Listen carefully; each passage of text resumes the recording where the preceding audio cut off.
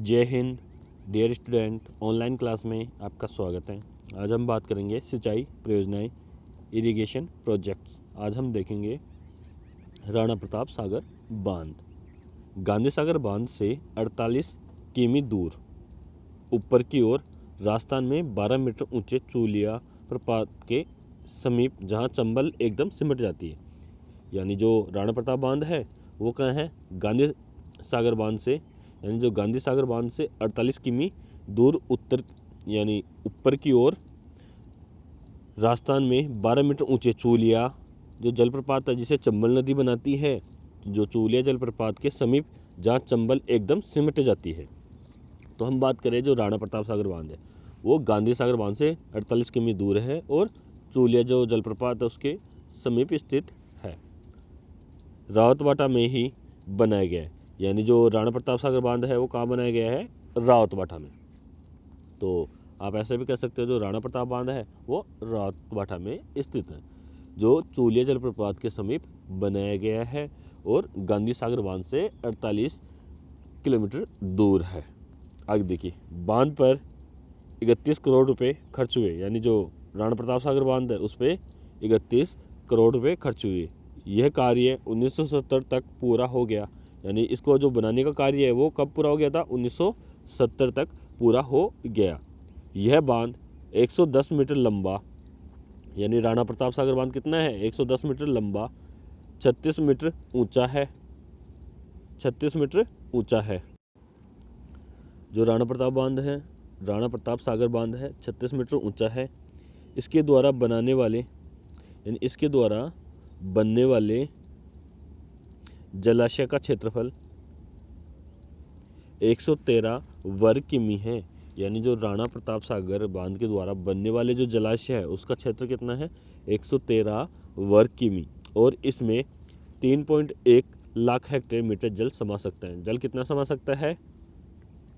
3.1 lakh hectare जल समा सकता है इसमें, यानी जल कितना बढ़ सकता है? 3.1 लाख हेक्टेयर मीटर जल इसमें समा सकता है। कितना? वापस से रिपीट कर देता हूँ, 3.1 लाख हेक्टेयर मीटर जल इसमें समा सकता है।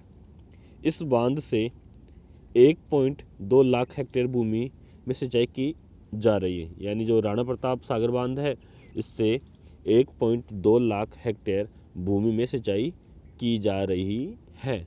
और इसे बनाने में कितना खर्चा आया था? 31 करोड़ रुपए का। कब बन के तैयार हुआ था? 1970 में। ठीक है, कितनी भूमि की सिंचाई की जा रही है? 1.2 लाख हेक्टेयर भूमि की सिंचाई की जा रही है। कौन से बांध से? राणा प्रताप सागर बांध से।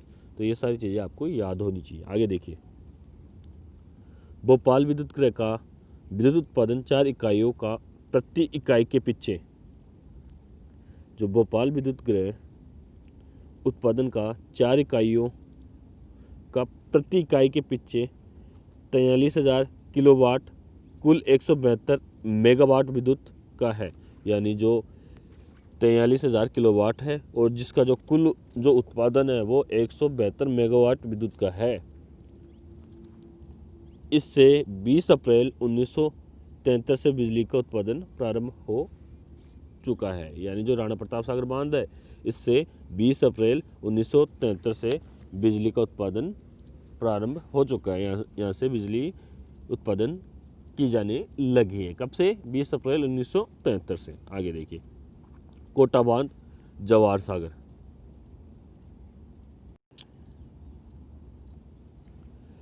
कोटा बांध या जवाहर सागर बांध, यह बांध राणा प्रताप सागर बांध के, यानी यह बांध राणा प्रताप सागर बांध से लगभग 33 किमी दूर बोरावास गांव के समीप बनाए गए हैं। यानी जो जवाहर सागर बांध है वो राणा प्रताप बांध से 33 किमी दूर और बोरावास ग्राम के समीप बना गया है। यह केवल एक पिकअप बांध है, यानी जो ये बांध है वो क्या है? एक पिकअप बांध है। यह बांध 335 मीटर लंबा और 25 मीटर ऊंचा है, यानी जो जवाहर सागर बांध है वो कितना लंबा है? 335 मीटर लंबा और 25 मीटर ऊंचा है। 335 मीटर तो लंबा और 25 मीटर ऊंचा है। इस बांध की जल धारण शक्ति, यानी इस बांध की जो जल धारण शक्ति है वो कितनी है? 18,000 हेक्टेयर मीटर कितनी है? 18,000 हेक्टेयर मीटर। कोटा बांध के अतिरिक्त यानी जो कोटा बांध है उसके अंतर्गत शक्तिगृह से यानी जो कोटा बांध के अंतर्गत शक्तिगृह से अधिक शक्ति उत्पादन के लिए 3 यंत्र लगाए गए हैं। जो कोटा बांध है यानी जवाहर सागर बांध है उसके अंतर्गत शक्तिगृह से अधिक शक्ति उत्पादन के लिए 3 संयंत्र लगाए गए हैं। जो 3 यंत्र लगाए गए हैं जिनमें प्रत्येक की क्षमता यानी जो प्रत्येक जो यंत्र है उसकी क्षमता 33,000 किलोवाट अर्थात यानी एक की कितनी क्षमता है? 33,000 किलोवाट। तो 3 लगाए गए मतलब कुल कितना हो गया? 99,000 किलोवाट। ठीक है, तो यानी प्रत्येक की क्षमता 33,000 किलोवाट है अर्थात कुल 99,000 किलोवाट की है। कौन से की? जवाहर सागर बांध की या कोटा बांध की। ठीक है, विद्युत उत्पादन क्षमता। और 60% भारांश की 60,000 किलोवाट बिजली पैदा होती है। यानी 60% भारांश की 60,000 किलोवाट बिजली पैदा होती है यानी उत्पन्न होती है। यानी कोटा जो बांध है उसकी जो संयंत्र उनसे उत्पादन क्षमता कितनी है? प्रत्येक से 33,000 तो 3 से 99,000 हो गई। और उसके जो भारांश की जो विद्युत उत्पादन क्षमता है वो 60,000 किलोवाट है। ठीक है, आगे देखिए।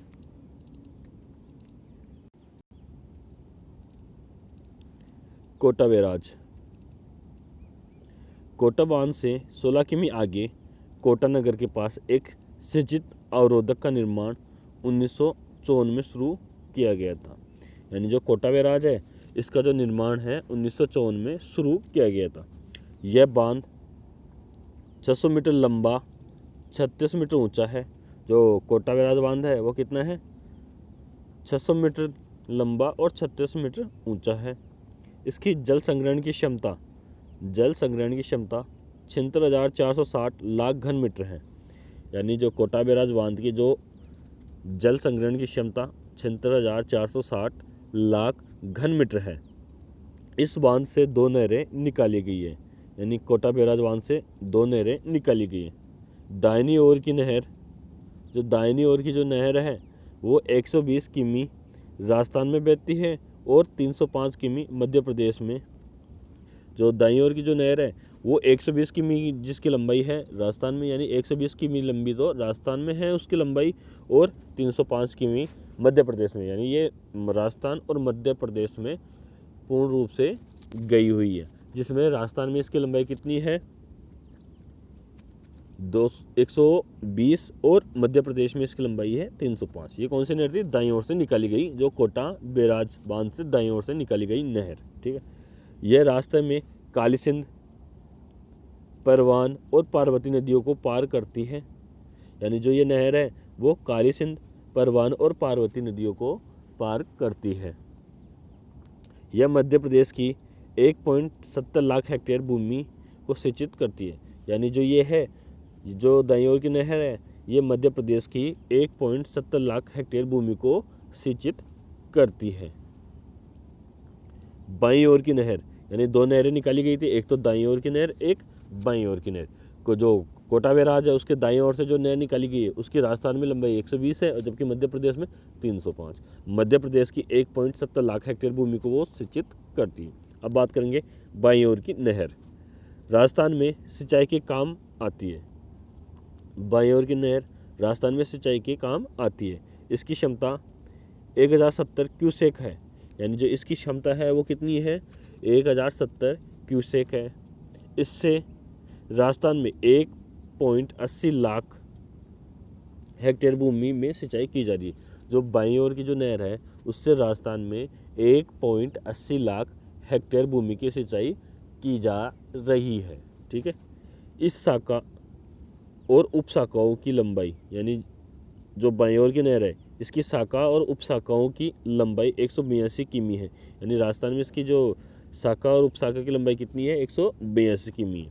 इसकी 2 शाखाएं बूंदी और क्रैपेन। इसकी 2 शाखाएं, एक का नाम है बूंदी और दूसरी का नाम है क्रैपेन, प्रत्येक 64 किमी लंबी है। जो बाईं ओर की जो नहर थी उसकी 2 शाखाएं हैं, एक है बूंदी एक है क्रैपेन, जिनकी लंबाई कितनी है? 64 किमी है। इन नहरों से बूंदी, कोटा, टोंक, करौली, सवाई माधोपुर जिलों के क्षेत्रों की सिंचाई होती है। यानी जो कोटा बैराज बांध है उसकी जो बाईं ओर की जो नहर है उससे क्या है, कोटा, बूंदी, टोंक, करौली और सवाई माधोपुर जिलों में सिंचाई होती है, सिंचाई की जाती है। मुख्य नहर कोटा अवरोधक बांध से, यानी जो मुख्य नहर है वो कोटा अवरोधक बांध के दाएं ओर से निकाली गई। जो मुख्य नहर है, यानी जो मुख्य जो नहर है कोटा बैराज से जो मुख्य नहर निकाली गई वो दाईं ओर से निकाली गई है, पर वो क्या है 120 किमी तो राजस्थान में और 305 किमी लंबाई उसकी मध्य प्रदेश में, तो वो मध्य प्रदेश में ज़्यादा भूमि को सिंचित करती है। जबकि बाईं ओर की जो नहर है वो मुख्यतः राजस्थान को लाभ पहुंचाती है, राजस्थान में 1.80 लाख हेक्टेयर भूमि की सिंचाई करती है। ठीक है, तो जो कोटा बैराज बांध था इससे 2 नहरें निकाली गई थी, एक बाईं ओर से और एक दाईं ओर से। दाईं ओर से जो नहर निकाली गई है वो अधिक लंबी है और मुख्य नहर है वो राजस्थान और मध्य प्रदेश दोनों में सिंचाई करती है, पर अधिकतर मध्य प्रदेश को लाभ पहुंचाती है। जबकि बाईं ओर से जो नहर निकाली गई है वो राजस्थान को अधिक लाभ पहुंचाती है और राजस्थान में 1.80 लाख हेक्टेयर भूमि की सिंचाई करती है। जय हिंद। आज के लिए इतना ही, आगे बात करेंगे नेक्स्ट वीडियो में।